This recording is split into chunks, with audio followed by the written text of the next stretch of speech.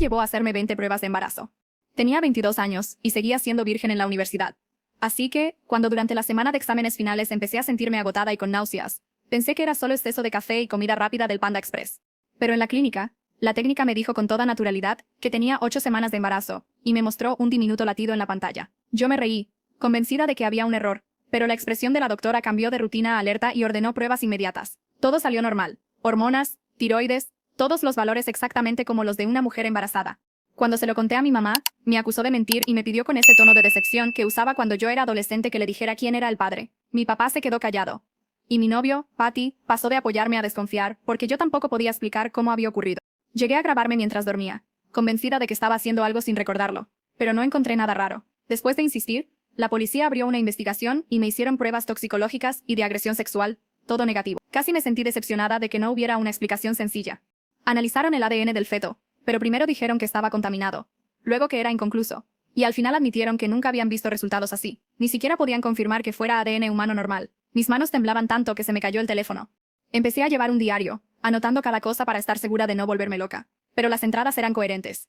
Mi mamá empezó a dejar folletos sobre honestidad y paternidad responsable en mi departamento, como minas pasivo-agresivas. Mientras tanto, Patty me hacía preguntas cada vez más acusatorias, que si me había olvidado de alguien, que si me había desmayado en una fiesta con alcohol. Nunca he bebido ni ido a fiestas así. Hasta le dejé oler mi aliento cada mañana durante una semana y le di todas mis contraseñas, pero la duda en sus ojos estaba envenenando todo.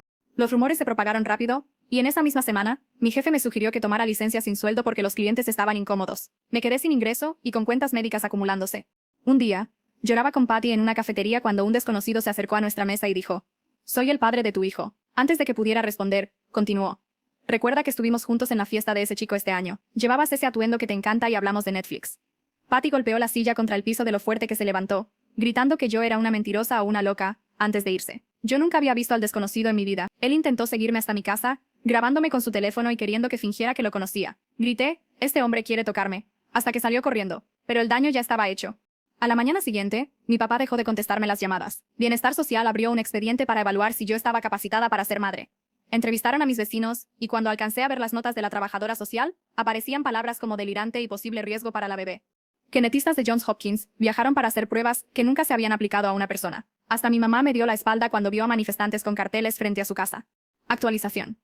Con 7 meses de embarazo y viviendo de mis ahorros, me vi obligada a decidir quedarme con un bebé que estaba desbaratando mi vida, darla en adopción o interrumpir el embarazo, algo que no me sonaba correcto. Se filtraron resultados de ADN con anomalías incompatibles con una gestación humana estándar, lo que encendió teorías conspirativas. Y, para colmo, cuando di a luz, mi hija parecía absolutamente normal.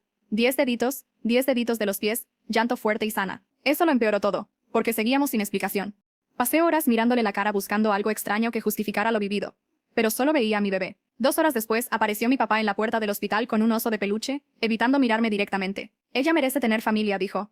Sonreí. Se mudó a mi estudio, durmió en el sofá y me ayudó con los biberones de la noche, cuidándose de no preguntar nunca por el padre. Creamos una rutina. Él la cargaba mientras yo me duchaba. Yo cocinaba mientras él lavaba la ropa. Los dos esquivábamos la pregunta que había destrozado mi vida. 6 semanas posparto, estaba ordenando facturas médicas cuando lo sorprendí mirando a la bebé con una expresión que no le conocía. «Tiene los ojos de tu abuelo», dijo. Sonó inocente, salvo por un detalle. Mi abuelo murió antes de que yo naciera, y jamás vi fotos suyas. Se corrigió enseguida, pero el tono me heló la sangre. A la mañana siguiente lo escuché susurrar por teléfono. «Te dije que no me llamaras», y colgó en cuanto me vio. Se me vino el mundo abajo. Lo encaré en la cocina, todavía con el celular en su mano. ¿Quién era? ¿Y qué quiso decir con lo de los ojos del abuelo? «¿Escuchaste mal, amor?», me dijo temblándole las manos mientras acomodaba la manta de la bebé. «Dije que tiene los ojos de tu mamá». Me aferré al mesón para no caer. «No, papá. Dijiste abuelo». Evitó mi mirada. «Estás cansada y estresada. Descansa». Esa evasiva me revolvió el estómago. Le grité que dejara de mentirme. La bebé se inquietó. Al final soltó algo. «Han llamado por el embarazo. Dicen que saben cosas, pero no sé quiénes son». Me juró que solo quería protegernos, que había asuntos de la familia de los que nunca me habló por promesas que hizo. Quise gritar, pero la niña ya estaba molesta. Esa noche fingí dormir, y lo observé en su turno de las 2 a.m. Le susurraba a la bebé mientras le cambiaba el pañal, parecía arrullarla con una melodía que nunca había oído. Alcancé a distinguir algo como «ahora estás a salvo». Mi mente corría y nada cuadraba. Al amanecer, cuando se metió a la ducha, llamé al contacto de asistencia legal que me había dado la clínica, Brody Hensley. Le dije que necesitaba ayuda con temas de custodia y que mi papá estaba actuando raro. Me recibió esa misma tarde. Me pidió documentar todo, conversaciones extrañas, llamadas sospechosas, fechas, horas y palabras textuales. Me mostró una app para grabar estado de consentimiento de una parte y me dio una libreta. Me sentí culpable por espiar a mi papá, pero Brody fue claro: «Estás protegiendo a tu hija». Instalé la app. Pasaron 3 días sin nada útil, hasta que mientras cambiaba el pañal, papá lo dijo otra vez. También tiene la nariz de tu abuelo. Me quedé paralizada. Papá, nunca he visto una foto del abuelo. Lo sabes. Balbuceó que había álbumes antiguos por ahí. Busqué por toda la casa y en su maleta, nada. En internet, solo encontré una esquela de hace 32 años. Sin foto, apenas fechas y una línea sobre familiares sobrevivientes. Cuando regresó del supermercado, le mostré la esquela en el celular. ¿Dónde están esas fotos que mencionas? Respondió que en un guardamuebles en casa de mi madre. Y ambos sabíamos que era mentira. Mi mamá ni me contestaba las llamadas. La tensión se podía cortar. La bebé lloró.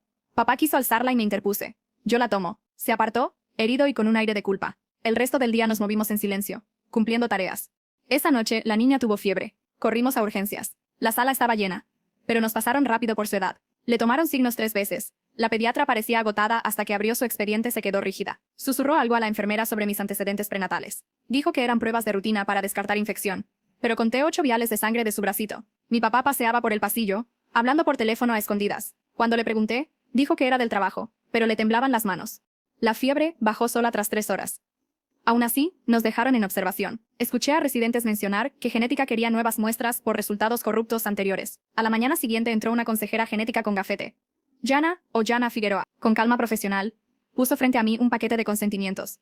Querían hacer pruebas avanzadas a la bebé y a mí, explicó, sin tratarme como experimento, la posibilidad de quimerismo, cuando 2 líneas celulares se fusionan muy temprano y una persona puede tener 2 huellas de ADN. Podría explicar los informes corruptos. Aclaró que a veces pasa de forma natural al absorber a un gemelo. Firmé todo y pedí copias. Me dejó su número directo. Nos dieron el alta esa tarde. Papá manejó en silencio, aliviado al llegar al estacionamiento. En casa, se asomaba la bebé a cada rato. Con esa misma mirada extraña. Está perfecta, decía, y se iba a la cocina. 2 días después, la trabajadora social tocó la puerta para una visita domiciliaria. Revisó dónde dormía la bebé, por qué mi papá vivía conmigo, el refrigerador, el botiquín, la ropa de la niña. Yo le mostré los papeles del hospital y el certificado del curso de crianza. Papá no habló. Apretaba la mandíbula mientras ella lo anotaba todo. Cuando se fue, sentí que me desinflaba. Esa noche le escribí a Jessie, la instructora del curso, por un grupo de apoyo. Fui al grupo 3 días después. Dejando a la bebé con papá me moría de nervios. 8 sillas en círculo, 4 mamás cansadas pero amables. Dije que era madre soltera con problemas familiares, sin entrar en la gestación imposible. Nadie presionó. Una de ellas mostró un archivador enorme con pestañas de colores. Recibos, chats impresos, fotos de comidas, horarios de sueño, diario de desarrollo, todo. Me di cuenta de que yo apenas sobrevivía sin registrar nada. Salí directa a comprar folders, rotuladora y un acordeón de archivo. Empecé a fotografiar todo. Recibos, fórmulas, ropa doblada, horarios de tomas y pañales, y abrí una sección solo para conductas raras de papá. Al día siguiente, Brody me llamó. Había notificado por fin a Patty para la prueba de paternidad. Al principio se negó a firmar, hasta que le explicaron que se exponía a desacato si no cooperaba en 30 días. Cuando papá oyó el nombre desde la sala, su cara cambió. Levantó la voz como nunca, que estaba perdiendo el tiempo, que lo empeoraba todo, que sabíamos que Patty no era el padre. La bebé lloró por el ruido. Él la alzó sin dejar de mirarme con una mezcla de miedo y enojo. Esa noche, fingí quedarme dormida en el sofá. Lo escuché hablar en el baño en voz baja. Suplicante, como pidiendo algo, no distinguí palabras. Salvo un todavía no, y luego el agua del sanitario. Al día siguiente llevé a la niña a su control de 2 meses. Peso, talla y reflejos. Todo perfecto. En el percentil medio. Pensé en la ironía de que algo tan imposible hubiera traído a una bebé tan normal. En la sala de espera, vi al mismo tipo de la cafetería que decía ser el padre. Al cruzarnos la mirada, se puso pálido y salió casi arrastrando a una mujer mayor. Llamé a Brody desde ahí. Me dijo que agregaría el incidente a la solicitud de orden de alejamiento, y que ese sujeto tenía antecedentes de inventarse historias con mujeres que salían en las noticias. Alivio relativo. Significaba que la verdadera explicación seguía sin aparecer. 2 días después, Jana llamó emocionada.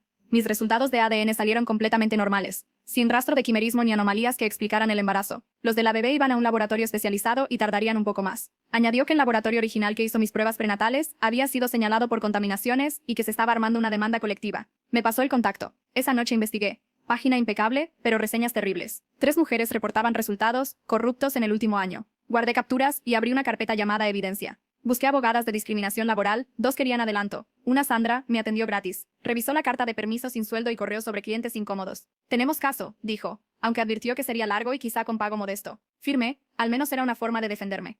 Las cuentas no paraban de crecer. Rellené formularios de asistencia del gobierno. Cada pregunta me hacía más pequeña. Mi papá me encontró llorando y ofreció un segundo trabajo de repartidor por las noches. Le pedí que priorizara sus terapias, había encontrado tarjetas de citas en la basura. Apartó la mirada. En el grupo de apoyo, Jessie susurró que su hermana trabajaba en un laboratorio genético, y había oído de mi caso. Le escribí esa noche. Me dijo, en voz baja, que el director del laboratorio estaba llevando personalmente el expediente. Nunca habían visto marcadores como los de mi bebé. Era humana. Sí, pero con señales raras que no sabían explicar. Colgó rápido, pero me quedé con una certeza. Mi hija era plenamente humana. La abracé fuerte y le pedí perdón por haber dudado. Llegó la audiencia para la prueba de Patty un martes lluvioso. Él vino con sus padres y un abogado carísimo. El proceso fue breve pero tenso. Cadena de custodia, hisopados, sellados. La mamá de Patty murmuró, trampa en voz alta. Firmamos todo y nos fuimos. Mi papá me esperaba con el auto encendido. Insistió en llevarnos. De camino, le dije que los resultados tardarían 2 semanas. Lo sé. Contestó sin mirarme. Y cómo lo dijo me erizó la piel. Esa noche mi mamá me escribió por primera vez en meses. Preguntó si la bebé estaba bien. Le mandé una foto. Respondió con un corazón. Lo guardé como oro. Un día después, la oficina de víctimas me informó que el desconocido había violado la orden de alejamiento. Tal vez solo lo multarían. Pero al menos constaba en el expediente. Me dediqué a crear rutinas, tomas a las 6, tiempo boca abajo, sonrisitas que me partían el pecho de amor. Fotografié cada avance como prueba de que yo era una buena madre. El jueves, Jana llamó más entusiasmada que nunca. Quería otra cita para revisar los resultados completos de la bebé, y con mi permiso, publicar el caso de manera anónima. Acepté. El lunes, papá insistió en manejar. En la consulta, Jana desplegó gráficos, había marcadores inusuales, señales de mutación rápida en ciertas zonas. Nada dañino, recalcó. Solo diferente. Sugirió una posible adaptación evolutiva sin poder precisar a qué. Firmé la autorización para el estudio de caso. Por primera vez alguien miraba a mi hija como especial y no como prueba de que yo mentía. 2 semanas después, fuimos a otra audiencia de custodia. Servicios Sociales reconoció avances, pero mantuvo preocupación por las circunstancias inusuales. La jueza, amable pero firme, advirtió que cualquier cargo penal afectaría la custodia. Apretando la mano de mi papá, salimos a tomar helado para celebrar algo, dijo él. Habló de mudarnos a empezar de cero. Tentador, pero yo aún quería respuestas. Esa tarde, Brody llamó, arrestaron al acosador, y en su departamento, hallaron notas de acecho a varias mujeres de casos mediáticos, incluido el mío. Eso limpiaba mi credibilidad con la corte. La trabajadora social, días después, cambió el tono. Actualizaría su informe dejando claro que el hostigamiento no era invento mío. 3 días más tarde llegó un sobre por correo certificado del laboratorio. Lo abrí con las manos temblorosas. En la hoja de resultados, en letras claras, probabilidad de paternidad 99,9% Patrick James Sullivan Patty. Leí y releí. Nunca habíamos tenido relaciones. Mi cerebro no lo procesaba. Llamé a Jana. Me preguntó si habíamos sido íntimos de otras formas, sin coito. Avergonzada, dije que sí. Pero siempre con cuidado de no llegar tan lejos. Explicó que existe, aunque raro, lo que llaman concepción por salpicadura, material seminal en contacto externo, que en circunstancias contadas, puede provocar embarazo. De pronto todo encajó. Biología improbable, errores de laboratorio, mi pesadilla. Lloré de alivio. Abracé a mi hija. Mandé la copia del resultado al abogado de Patty pidiendo manutención según la ley. A la hora, confirmaron recepción. 2 días después, Patty pidió una reunión para hablar de coparentalidad en la oficina de Brody. Llegó serio. Se disculpó por no creerme. Aceptó los resultados y mostró un comprobante de transferencias mensuales de $200 que aumentarán cuando se gradúe. Dijo que aún no estaba listo para ejercer de padre activo. Yo, agotada de pelear, acepté y dejamos abierta la puerta a futuro. La semana siguiente, la trabajadora social cerró oficialmente la investigación, sin acciones adicionales. Mi abogada laboral consiguió un arreglo $15,000 y carta de referencia neutral. Respiré por primera vez en meses. En el auto, papá por fin habló. Las llamadas eran de su hermano Frank, del que yo no sabía nada. Mencionó cosas genéticas en las mujeres de la familia y embarazos raros, pero estaban peleados por dinero. Rompió en llanto. Debió contármelo antes. Tenía miedo de que creyera que estábamos malditos. Le tomé la mano. Después de todo, un tío resentido era lo de menos. El grupo de apoyo me celebró con pastel y ropa de bebé. Jana me envió el PDF del estudio publicado con nombres cambiados. Concepción por transferencia mínima de material genético, factores de contaminación de laboratorio. Una tormenta perfecta de probabilidades diminutas. Nada sobrenatural. Solo biología improbable y errores humanos. Semanas después, conseguí un trabajo remoto de captura de datos por $20 la hora. Lo hacía mientras la bebé dormía y papá la sacaba a pasear. La vida se estabilizó. Cenas de mi papá, turnos nocturnos alternados, más horas seguidas de sueño para la niña. Un martes, mi mamá apareció con víveres. Sostuvo a su nieta con torpeza y ojos húmedos. No pidió perdón ni explicó su distancia. Simplemente volvió. Doblamos ropita en silencio, como si esa hubiera sido siempre nuestra rutina. Miré a mi hija descansar en la cuna que armó mi papá. Departamento pequeño pero limpio. Cuentas al día. Una rutina que funcionaba. Pensé en todo lo vivido, acusaciones, abandono, intrusos reclamando paternidad, resultados imposibles. La verdad era ridículamente simple. Biología poco común y fallas de laboratorio. Costó casi mi vida entera entenderlo. Mi bebé respiraba tranquila, ajena al caos que causó con su existencia. El misterio médico estaba resuelto. Lo legal en orden y la familia, a su manera, recomponiéndose. No somos una familia de película. Somos 3 generaciones aprendiendo día a día. Y por ahora, eso es suficiente. Con los resultados de paternidad en mano y Patty reconociendo a la bebé, todo parecía finalmente encajar. Servicios Sociales cerró mi caso, el acuerdo legal quedó firmado y hasta conseguí un pequeño respiro económico con el arreglo laboral. La verdad era menos fantástica de lo que el mundo creía, no hubo alienígenas, ni milagros, ni conspiraciones ocultas. Solo biología improbable y errores de laboratorio que me costaron casi todo. Mi papá, por fin sincero, confesó que su hermano había hablado de embarazos raros en la familia, pero que nunca quiso preocuparme. Y aunque su silencio me dolió, Lo entendí, él también estaba perdido en este laberinto. Decidimos que lo importante ya no era buscar culpables, sino criar a mi hija con honestidad y amor.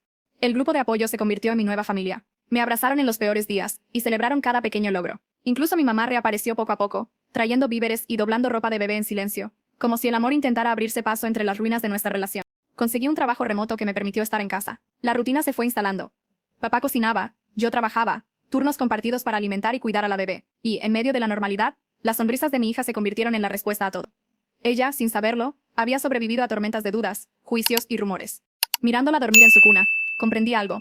No necesito que el mundo entienda mi historia. No necesito convencer a nadie de que fue real. Lo único que importa es que estamos bien, que después de todo lo vivido logramos formar un hogar. Puede que no seamos la familia perfecta de una película, pero somos 3 generaciones aprendiendo juntas. Y eso, después de tanto caos, es más que suficiente. Y así termina mi relato. Una historia que empezó con dudas, miedo y abandono, pero que terminó con esperanza, fortaleza y un nuevo comienzo. Si llegaste hasta aquí, gracias por acompañarme. Me quedaba muchas noches despierta, mirando el techo, preguntándome si todo lo que había pasado era una pesadilla de la que en cualquier momento iba a despertar. El silencio del estudio se interrumpía solo con los pequeños gemidos de mi hija, y cada vez que la escuchaba, me acercaba a comprobar si respiraba bien, si estaba cómoda, si necesitaba algo. En esos segundos me invadía una mezcla extraña, alivio por verla sana, y un miedo sordo, como si la vida fuera a arrebatarme esa calma en cualquier instante. Papá seguía ahí, preparando biberones, calentando agua, lavando botellas, como si esa rutina se hubiera convertido en su forma de redención. A veces lo observaba en silencio, y me preguntaba qué secretos cargaba, qué llamadas eran esas que atendía con tanta prisa, qué significaba esa sombra de culpa en su rostro. Yo intentaba convencerme de que debía dejar de sospechar, de que había tenido suficientes respuestas médicas y legales, pero cada vez que lo escuchaba mencionar al abuelo, ese abuelo del que nunca me hablaron, algo dentro de mí se revolvía. ¿Por qué traerlo a la conversación? ¿Por qué hablar de sus ojos o de su nariz, si jamás hubo fotos en casa? Las noches eran lo peor. Entre el cansancio y las dudas, mi mente inventaba escenarios imposibles, que mi familia escondía una línea de enfermedades genéticas, que había experimentos secretos en mi sangre, que mi embarazo había sido manipulado de alguna forma. Era absurdo, lo sabía, pero la falta de respuestas claras me hacía pensar en todo. El grupo de apoyo se convirtió en un salvavidas inesperado. Aquellas mujeres, con sus historias distintas, me enseñaban que la maternidad no siempre era como las películas, perfecta, llena de sonrisas y fotos felices. A veces era soledad, discusiones, noches enteras sin dormir, y miedo constante de no estar haciendo lo suficiente. Yo compartía lo justo, nunca todo, porque temía que si contaba mi historia completa, me mirarían como un bicho raro o peor aún, como alguien inestable. Un día Jessie, la instructora, nos pidió que escribiéramos en una hoja. ¿Qué significa ser madre para ti? Me quedé en blanco. Todas anotaban cosas como sacrificio, amor, fortaleza. Yo miraba mi hoja vacía y pensé, para mí significa sobrevivir a la duda, a la sospecha, a las miradas que no creen en mí. Al final escribí, ser madre es seguir adelante aunque el mundo entero piense que mientes. Cuando leímos en voz alta, sentí los ojos de las demás sobre mí. Nadie me juzgó, solo asintieron en silencio. Una de ellas, Clara, me apretó la mano al salir y me dijo, eso que escribiste es lo más real que he escuchado en años. Mientras tanto, Patty empezó a aparecer más seguido, no como padre presente, pero sí como alguien que quería al menos demostrar interés. Llegaba nervioso, con bolsas de pañales o latas de fórmula, se quedaba un rato jugando con la bebé, y se marchaba rápido, como si tuviera miedo de quedarse demasiado tiempo. Yo aceptaba su ayuda con una cortesía fría. Todavía dolía recordar cómo me había acusado, cómo había dudado de mí, cuando yo misma no entendía lo que pasaba. Papá observaba esas visitas con una mezcla rara de incomodidad y alivio. Una noche, después de que Patty se fue, me dijo en voz baja, tal vez sea bueno que tu hija conozca a su padre, aunque sea poco a poco. ¿Y tú qué sabes de lo que es bueno? Le respondí sin pensar. El silencio que siguió fue pesado, y me arrepentí enseguida. Él no contestó, solo siguió doblando la ropa de la niña. Me di cuenta de que yo también lo estaba castigando por su silencio, por las evasivas, por no haberme dado claridad desde el principio. Éramos 2 adultos atrapados en una telaraña de secretos y medias verdades, intentando criar a una bebé que no tenía la culpa de nada. Una tarde, mientras trabajaba en mis tareas remotas, recibí un correo de Yana con más anexos del estudio. Decía que, aunque biológicamente mi caso ya estaba explicado, seguía siendo útil como referencia médica por lo excepcional. Ella pedía permiso para usar fragmentos de mi diario, esas notas que yo había escrito convencida de que me estaba volviendo loca, como material para un artículo sobre la carga psicológica de embarazos inexplicables. Al principio dudé. De verdad quería que mis pensamientos más oscuros, mis sospechas, mis miedos, fueran leídos por médicos y estudiantes, y si alguien descubría que era yo, pero luego pensé que quizás, esa era la única forma de transformar todo mi dolor en algo útil. Tal vez, si otra mujer vivía algo parecido en el futuro, no estaría tan sola ni sería tan ridiculizada. Respondí con un sí. El dinero seguía siendo un problema. Aunque el trabajo remoto ayudaba, los gastos médicos eran un pozo sin fondo. Papá insistía en cubrir facturas con su segundo empleo. Pero yo veía el cansancio hundiéndole los ojos, las manos temblorosas cuando creía que yo no lo miraba. Intenté convencerlo de que se detuviera, pero solo decía, es mi manera de pedir perdón. Nunca especificaba perdón por qué. Y yo tampoco lo preguntaba. Pasaban los días y la rutina se volvía cada vez más marcada. Despertarme con los pequeños ruiditos de mi hija, preparar su leche, revisar que todo estuviera en orden en el apartamento, y luego abrir la laptop para trabajar en las horas tranquilas. Mi vida universitaria, mis planes de carrera, mis amistades, todo parecía haber quedado en pausa, como si la maternidad hubiera detenido el reloj y lo hubiera reiniciado desde cero. A veces, mientras tipeaba informes para mi trabajo remoto, veía a mi hija mover las manitos en la cuna y pensaba que quizás eso era lo único que realmente importaba a ella. Pero al mismo tiempo, una voz interna me recordaba que no podía rendirme, que necesitaba estabilidad, dinero y respuestas claras para que el futuro no se desmoronara en cualquier momento. Papá seguía siendo un enigma. Se mostraba atento, presente y cariñoso con la bebé, pero con una sombra en la mirada que nunca desaparecía. Lo encontraba sentado en el sofá, viéndola dormir como si tratara de grabarse cada detalle en la memoria, y luego, cuando notaba que lo observaba, se levantaba con torpeza y se inventaba alguna tarea doméstica. Una noche, mientras doblábamos ropa, rompí el silencio. «Papá, ¿alguna vez pensaste en volver a casarte?»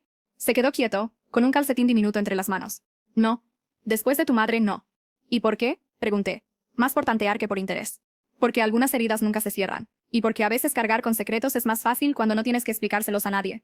Me dolió esa frase. Era como si reconociera que me estaba ocultando algo y que pensaba morirse con eso. No supe qué responder. Solo tomé la ropita y seguí doblando en silencio. En el grupo de apoyo, empezaba a sentirme menos extranjera. Al principio había llegado con la sensación de que mi historia era tan extraña que nadie podría comprenderme. Pero poco a poco entendí que todas, de alguna manera, estábamos cargando con batallas invisibles. Clara, por ejemplo, confesó que su esposo la había abandonado en pleno embarazo, y que llevaba meses peleando sola por la custodia. Mariana hablaba de la culpa que sentía por no producir suficiente leche y depender de la fórmula. Y otra madre, Sofía, lloró cuando contó que no podía dormir más de 2 horas seguidas por el miedo constante de que su bebé dejara de respirar. Yo escuchaba, asentía, y a veces compartía fragmentos de mi historia, las pruebas de laboratorio contradictorias, la paternidad imposible que terminó siendo explicada de la forma más improbable. Ellas no se rieron, no me miraron como si estuviera loca. Una de ellas me dijo: «Lo que viviste fue traumático, pero lo transformaste en amor hacia tu hija. Eso es lo único que cuenta». Salí de esa reunión con una sensación que no recordaba desde hacía mucho: pertenencia. Patty, por su parte, seguía apareciendo de manera intermitente. Un sábado llegó con una caja de pañales y un sobre con $50 adicionales. Me los entregó con la mano temblorosa. «Sé que no es mucho, pero quiero demostrar que estoy tratando», dijo. «Lo importante no es el dinero», le contesté. Aunque en el fondo sí lo era. Lo importante es que algún día tu hija pueda mirarte a los ojos y saber que estuviste ahí. Él bajó la mirada. Todavía no sé cómo encajar en todo esto. Siento que fallé desde el inicio. Patty, yo también fallé. Todos lo hicimos. Pero ella no tiene la culpa. No sé si mis palabras lo consolaron o lo hirieron más, pero se quedó un rato jugando con la bebé y luego se marchó sin decir mucho. Una tarde, recibí una llamada inesperada de Sandra, mi abogada laboral. «Buenas noticias», me dijo. «El acuerdo con tu antiguo empleador está listo para firmarse. La compensación será de 15,000, y la carta de referencia neutral ya está redactada». Me quedé muda. $15,000 podían no ser una fortuna, pero para mí era como un salvavidas cayendo del cielo. Colgué y corrí a contarle a papá. Él sonrió. Un gesto que hacía semanas no veía. «¿Ves? Todo empieza a mejorar». Pero en su voz había una leve tristeza, como si no pudiera alegrarse por completo. Poco a poco, mi mamá también reapareció. La primera vez que tocó la puerta con una bolsa de víveres, casi no la reconocí. Su mirada era dura pero también cansada. Entró, dejó la bolsa en la mesa y se acercó con torpeza a la cuna. «¿Puedo cargarla?», preguntó, sin mirarme directamente. Asentí. Ver a mi hija en sus brazos fue como presenciar un puente reconstruyéndose piedra por piedra. No hubo disculpas, ni explicaciones, solo un silencio cargado de todo lo que nunca dijimos. Y aunque parte de mí quería gritarle, otra parte estaba agradecida de que hubiera vuelto. Esa noche, mientras la bebé dormía, abrí mi diario. Empecé a escribir. Hoy sostuve a mi hija, y sentí que todo el dolor, las dudas y las acusaciones empiezan a transformarse en otra cosa. No sé si llamarlo esperanza. Pero es algo parecido. Ya no me importa si el mundo cree o no en mi historia. Ella está aquí, respirando, sonriendo con esos ojos que no sé de quién heredó, y eso basta. Quizás ser madre sea aceptar que nunca tendremos todas las respuestas, pero igual seguir adelante. Cerré el cuaderno y respiré hondo. Por primera vez en mucho tiempo, la paz me pareció posible. El tiempo pasó más rápido de lo que imaginaba. Una mañana desperté, y mi hija ya tenía 3 meses. Sonreía cada vez que escuchaba mi voz, y movía los brazos como si quisiera atrapar la vida misma. Me quedaba largos ratos observándola, y pensaba que todo el caos, las pruebas imposibles, los rumores y las acusaciones se sentían lejanos frente a esa sonrisa. Papá había cambiado también. Aunque seguía cargando sombras que nunca se atrevió a nombrar, lo veía más tranquilo, como si cuidar a su nieta hubiera sido la manera de redimirse de los errores del pasado. Una tarde lo sorprendí tarareando una canción de cuna que no recordaba haber escuchado nunca. Le pregunté qué era, y se encogió de hombros. «Se la cantaba mi madre a tu tío y a mí cuando éramos niños. Supongo que se me quedó grabada». Era un pequeño detalle, pero me conmovió. Me hizo pensar que, aunque hubiera secretos, también había amor, y tal vez, al final, eso era lo único que contaba. Mi mamá comenzó a visitarnos con más frecuencia. Al principio, sus visitas eran cortas, casi frías, como si quisiera comprobar que la bebé estaba bien y marcharse. pero poco a poco empezó a quedarse más tiempo. Se ofrecía a cocinar, lavaba los platos o simplemente se sentaba en el sofá a mirar cómo la niña jugaba. Una tarde la encontré acariciándole el cabello con ternura. Sus ojos estaban húmedos. Me equivoqué, susurró. Dudé de ti cuando más me necesitabas. No supe qué responder. Una parte de mí quería abrazarla y perdonarla en ese instante.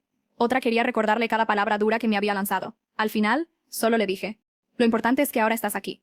Ella asintió y me sonrió con tristeza. Y ese fue el inicio de una reconciliación lenta, pero real. Con el dinero del acuerdo laboral y los pequeños ingresos de mi trabajo remoto, logré ponerme al día con las cuentas. No era riqueza, pero sí un respiro. Aprendí a organizar cada centavo, un sobre para pañales, otro para comida, otro para emergencias. La vida me enseñó, casi a la fuerza, a ser disciplinada. Patty, por su parte, seguía en un vaivén. Había semanas en las que venía con entusiasmo, tomaba a la bebé en brazos y se quedaba un rato contándole historias inventadas. Pero también había días en los que cancelaba a último minuto con excusas vagas. Yo aprendí a no esperar demasiado de él. Si estaba, bien. Si no, mi hija y yo seguiríamos adelante. Una tarde me llamó para pedirme algo inesperado. ¿Puedo llevarla al parque el sábado?, preguntó nervioso. Mi primera reacción fue un no rotundo, pero luego respiré hondo. Está bien, pero voy con ustedes. El sábado salimos los tres. Verlo empujar la carriola y reírse con la bebé me generó sentimientos encontrados. Nostalgia por lo que pudo haber sido y alivio por haber dejado atrás la necesidad de depender de él. El grupo de apoyo se volvió casi un refugio sagrado. Allí podía soltar lo que callaba en casa. Mis miedos, mis enojos, mis dudas. En una de esas reuniones, Jessie nos pidió que compartiéramos un consejo que hubiéramos aprendido en el proceso. Yo dije que no necesitamos que el mundo nos crea para ser buenas madres. Solo necesitamos estar ahí, cada día, aunque estemos cansadas, aunque tengamos miedo. Las demás aplaudieron suavemente. Clara se acercó y me abrazó, y entendí que había encontrado una familia elegida en ese círculo de mujeres que luchaban como yo. Con el paso de los meses, mi hija empezó a dar sus primeras carcajadas. Ese sonido, tan puro y contagioso, se convirtió en la medicina que curaba cualquier herida. Cada risa suya era un recordatorio de que había valido la pena resistir. Papá la cargaba y decía: mira, ya quiere hablar, va a ser fuerte como su madre. Yo sonreía, aunque por dentro pensaba que no me sentía fuerte, sino cansada y remendada con parches. Pero tal vez ser madre era eso. Seguir adelante a pesar de sentir que una no puede más. Una noche, mientras escribía en mi diario, me di cuenta de que ya no lo hacía por miedo a volverme loca o para acumular pruebas de mi cordura. Lo hacía como una forma de dejarle a mi hija un testimonio, que su llegada al mundo fue complicada, llena de dudas y tormentas, pero que siempre en cada línea había amor. Escribí: quizás nunca entiendas del todo lo que vivimos antes de que abrieras los ojos por primera vez. Quizás algún día leas estas páginas y pienses que todo fue demasiado extraño, demasiado doloroso. Pero quiero que sepas que, aunque dudé de mí misma, nunca dudé de ti. Tú fuiste la verdad en medio de todas las mentiras. Tú fuiste la respuesta cuando nadie tenía explicaciones. Cerré el cuaderno y sentí paz. El día que mi hija cumplió 6 meses, hicimos una pequeña celebración en el apartamento. Un pastel sencillo, algunos globos que compré en oferta y la presencia de papá, mamá y hasta Patty, que apareció con un ramo de flores. No éramos una familia tradicional, pero esa tarde, por primera vez, lo parecimos. Miré alrededor y pensé en todo lo que había cambiado. De ser una joven universitaria acusada, señalada y abandonada, pasé a ser una madre que, con tropiezos y cicatrices, había construido un hogar. La explicación final de mi embarazo resultó ser biológicamente improbable, pero no imposible. El mundo buscó conspiraciones y milagros donde solo había errores de laboratorio y circunstancias extrañas. Y yo, en medio de todo, aprendí que no necesito que la historia tenga sentido para los demás. Lo único que importa es que, al final, sobrevivimos. Esa noche, mientras apagábamos las velas del pastel, mi papá me abrazó y dijo en voz baja: lo lograste, hija. Lo logramos. Sentí lágrimas en mis ojos. Porque sí, lo habíamos logrado. No éramos perfectos. No teníamos todas las respuestas, pero teníamos algo más valioso, una segunda oportunidad. Miré a mi hija, que dormía plácidamente en su cuna, y entendí que mi historia no era de escándalos ni de imposibles. Era una historia de resistencia, de reconstrucción, de amor. Y eso, después de todo lo que vivimos, era suficiente. Hoy, mientras escribo estas últimas líneas, mi hija duerme tranquila a mi lado. Ya no siento la necesidad de justificarme, ni de convencer a nadie de lo real que fue mi experiencia. No necesito pruebas ni diagnósticos para saber lo que vivimos. Porque al final, la respuesta siempre estuvo frente a mí, el amor que siento cada vez que la miro. Y si llegaste hasta aquí, gracias por acompañarme en este recorrido de dudas, dolor, resistencia y esperanza. Esta no es una historia perfecta, pero es nuestra, y eso basta.